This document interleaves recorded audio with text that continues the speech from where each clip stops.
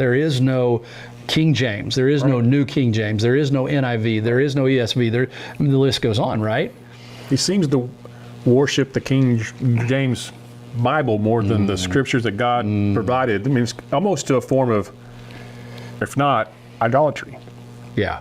Is it not? That's a strong accusation that I agree with.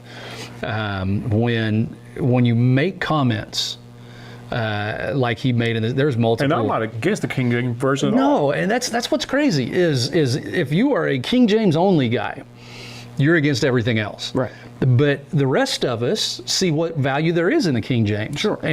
But there's also some incorrect things in the King James that were misquoted out of Scripture, out of the Greek Scripture and out of the Hebrew Scripture. And this is where I think the rub is, why he's getting frustrated, is because he, as a believer, at some point in his life, bought into the English translation. And then when he went to college and started learning the original languages, there was a rub, and he chose, instead of challenging himself and instead of growing and saying, okay, maybe I was wrong, instead he doubled down on his previous beliefs and threw out the original. I mean, that's my favorite point of the whole thing. We touched on it while y'all were watching the video. We were watching it too.